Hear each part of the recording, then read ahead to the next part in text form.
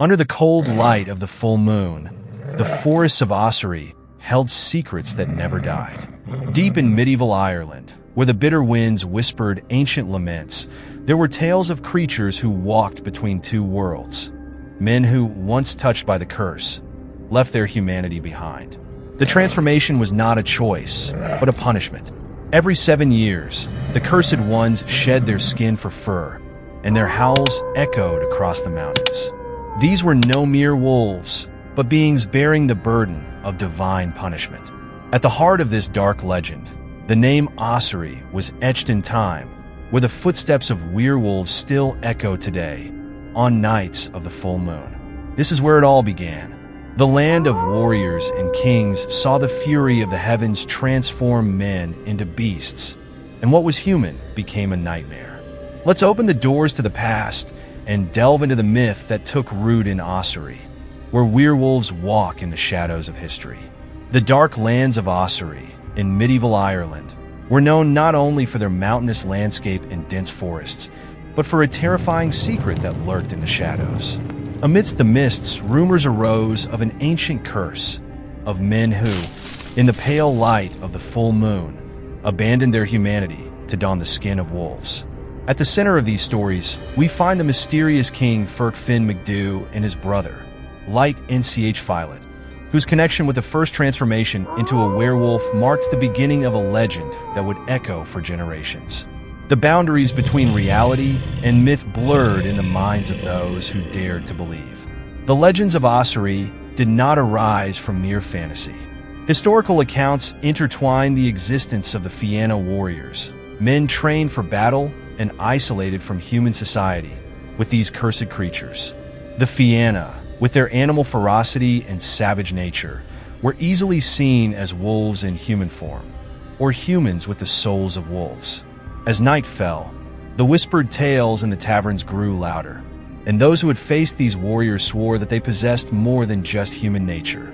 But what could have caused such misfortune? Where did this curse come from that condemned men to live between two worlds, always on the lookout, always hungry?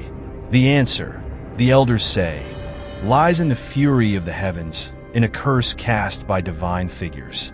The wrath of gods or saints could not be ignored, and for those who defied the sacred order, the punishment was terrible, a life of torment in wolf form.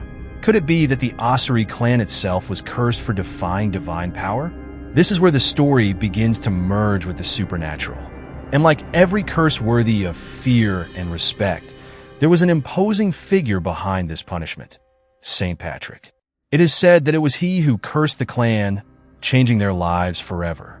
With this introduction to the dark world of Ossory, it is impossible not to ask, what role does the church and faith play in these horror stories? This is where the next chapter of this saga comes in, where religion and terror intertwine in a cruel and inevitable destiny. The legend of the Werewolves of Ossory is not just a story of metamorphosis and terror. It is deeply rooted in divine punishment. At the heart of this curse is an imposing and revered figure in Ireland, St. Patrick. According to the stories, it was he who placed a curse on a rebellious clan who dared to mock his preaching. The price for their irreverence? A punishment that would mark them for all eternity. Every 7 years, these men would be forced to abandon their human forms and roam as wolves. A punishment that echoed the fury of heaven, transforming what was once human into a beast banished from the eyes of men. This transformation was not just physical. There was a spiritual weight to becoming a wolf, a transgression that signaled a fall from divine grace.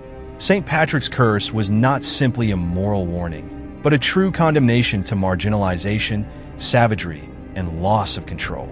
These legends reinforced the idea that mocking sacred figures or defying divine will brought unimaginable consequences. For medieval people, werewolves were more than monsters. They were living examples of divine wrath, punishing those who dared to stray from the faith. What is most intriguing about this story is how faith and fear intertwined. During the Middle Ages, the church held an unchallenged sway over people's lives, and stories like these served as powerful tools of social control. The threat of supernatural punishment was an effective way to keep the faithful in line with morality and obedience. Every 7-year cycle, the shadow of the curse would reappear, and the people of Ossory were reminded that the words of the saints held the key to their salvation or destruction. It was a story of terror, but also of faith. With this connection between religious power and the transformation into a werewolf, the line between the sacred and the profane becomes even more blurred. These stories lead us to reflect on the extent to which religion shaped myths and beliefs about supernatural creatures. How the Fiana warriors, already shrouded in mystery, were portrayed as these cursed werewolves, and their role in battle and in protecting Ossory. The Fiana warriors, known for their prowess and ferocity, were figures shrouded in mystery and power. Isolated from society, they lived in forests and wilderness areas, dedicated to hunting and mercenary services. In the medieval imagination, these warriors represented the indomitable force of nature, and therefore, it did not take long for them to be associated with the figure of the werewolf. Their reclusive habits, far from the cities, and their erratic and unpredictable behavior reinforced the idea that they did not fully belong to the human world. Myths surrounded them, suggesting that their powers went beyond mere physical strength. The legends of Ossory began to paint these warriors as shapeshifters, capable of assuming the form of wolves in the midst of battle. They were described as men with canine features, a hungry and ferocious gaze, and superhuman abilities. When battle called them, they would transform into true beasts, fighting with a savagery that surpassed comprehension. Many believed that they not only fought like wolves, but became wolves, cursed or blessed, depending on who told the story. This supernatural vision reinforced the fear and respect that these warriors inspired. The story of the Fiana, however, was not purely supernatural. They were also historical figures, with records attesting to their existence. But what makes this mixture so fascinating is the way in which reality and myth merge. The ferocity of a lone warrior, fighting on the fringes of civilization, easily transforms, in the popular imagination, into a werewolf. The Fiana, with their freedom and disregard for social norms, were perfect targets for these transformation narratives. The very nature of their isolation fostered the idea that they could tap into forces beyond human comprehension. This connection between warriors and wolves was not limited to brute force. There was something spiritual about this transformation, a kind of merging with the most primal instincts of nature. The Fiana thus became werewolves in the eyes of those who feared them, and this association endured for centuries. Medieval chroniclers such as Bishop Patrick of Dublin and Gerald of Wales documented these werewolf stories, bringing them from the forests of Ossory into the pages of written history. The legends of the werewolves of Ossory did not remain confined to the dark forests and distant villages. Medieval chroniclers played a crucial role in spreading these stories, bringing them into the written world and perpetuating the myth. Bishop Patrick of Dublin was one of the first to record these legends, around the 10th century, in his poem De Mirabilibus Hibernii. His account is one of the earliest evidences of the belief in men who transformed themselves into wolves in Ireland, and he did so with a mixture of fascination and awe. For Patrick, these werewolves were living proof of the supernatural powers that still ruled the world. Another chronicler, Gerald of Wales, visited Ireland in the 12th century and was similarly impressed by the stories of the Ossory werewolves. In his work Topographia Hibernica, he recounts a priest's encounter with a werewolf who claimed to be a native of Ossory cursed by a saint. Gerald, though skeptical in some ways, did not hesitate to document these stories in a wealth of detail that gave the legend an air of credibility. By committing these accounts to paper, these medieval chroniclers ensured that the Ossory legend would survive long beyond their own time. These records also reveal something interesting about the mindset of the time. The blending of religion, history, and the supernatural was a defining characteristic of medieval thought. When figures like Bishop Patrick or Gerald of Wales recorded these events, they did so as if they were witnessing a reality very different from our own. To them, the world was full of mysteries that science could not explain, and the supernatural was always lurking. The fact that they took these stories seriously shows how deeply rooted the fear and belief in werewolves was in the culture. These accounts, documented by respected figures from the medieval church and history, solidified the place of the Ossory werewolves in the European imagination. But these chroniclers were not merely passive in their descriptions. Their words helped shape how future generations would view these creatures. The connection between these stories and the idea of divine punishment explores how werewolves were used as moral warnings by the church. The Ossory werewolves were not simply supernatural creatures. They represented something much deeper and more terrifying in the medieval mind: divine judgment. The church, during the Middle Ages, played a key role in shaping the perception of these creatures, portraying them as living examples of God's wrath. For the medieval population, the transformation into a werewolf was not a natural phenomenon, but a divine punishment imposed on sinners. It was a clear warning that those who disobeyed God's laws or mocked his preachings would suffer terrible and inescapable consequences. The legend of the curse cast by St. Patrick is a prime example of how the supernatural and the religious intertwined.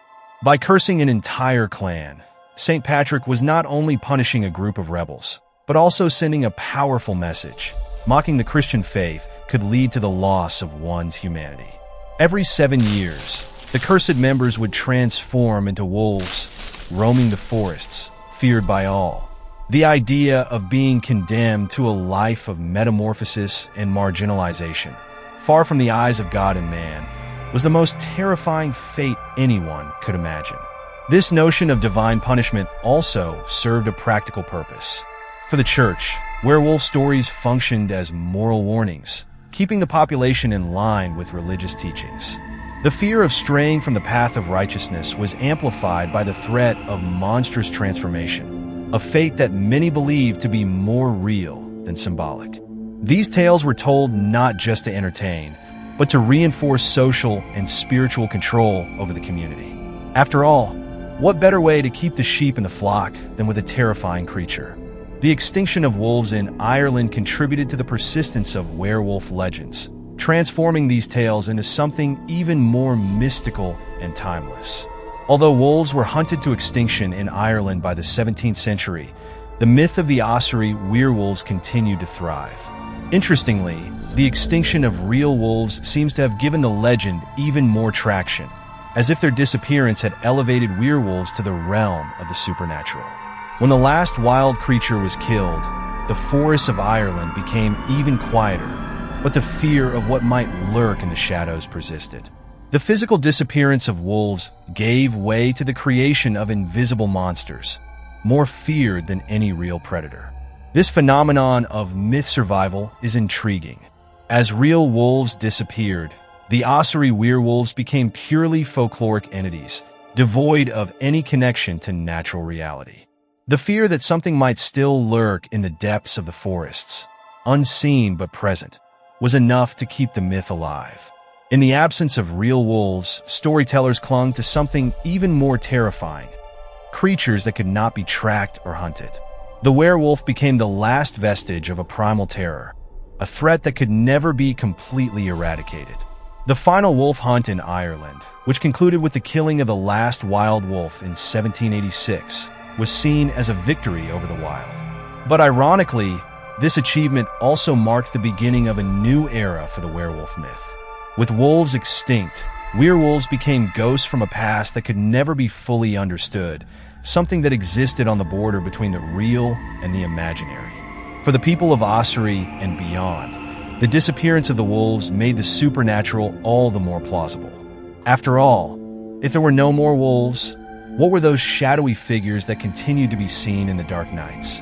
In modern times, the legend of the Ossory werewolves has transcended its medieval context and entered the fascinating world of cryptozoology, a field of study that investigates creatures whose existence has yet to be proven, such as Bigfoot and the Loch Ness Monster.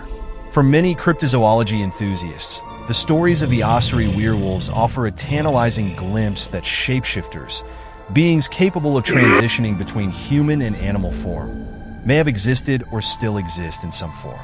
These researchers delve into the ancient legends for clues, questioning whether reports of encounters with these creatures were more than simple superstition or medieval invention. Cryptozoology, with its blend of science and mysticism, has found an object of fascination in werewolves. Many believe that the shapeshifters of Ossory could be manifestations of a natural phenomenon not yet understood by science. Others see in the legends the possibility that the physical transformation into a werewolf is symbolic of a psychological transformation, a temporary loss of humanity caused by extreme conditions such as war or isolation. In any case, the myth of werewolves has adapted perfectly to the imaginary of cryptozoology, continuing to captivate those who seek explanations for the unexplainable.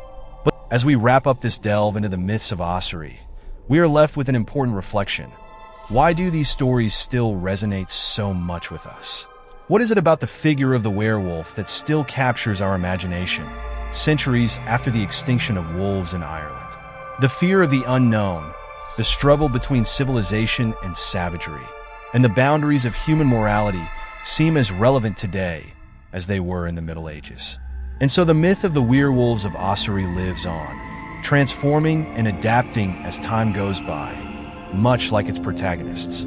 Over the centuries, the forests of Ossory have ceased to be home to wolves, but the whispers of creatures that transform in the light of the moon have never faded. The legends, wrapped in the mists of time, have crossed generations, changed form, but never lost their power to fascinate.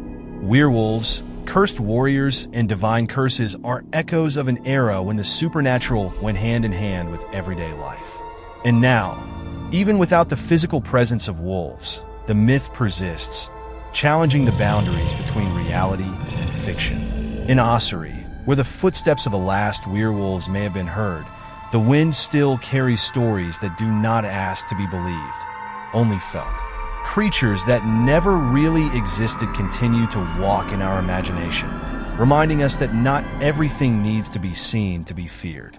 And so, as long as there are those who believe, the werewolves of Ossory will continue to lurk in the shadows of our minds, ready to emerge, always on the lookout, always waiting for the next transformation.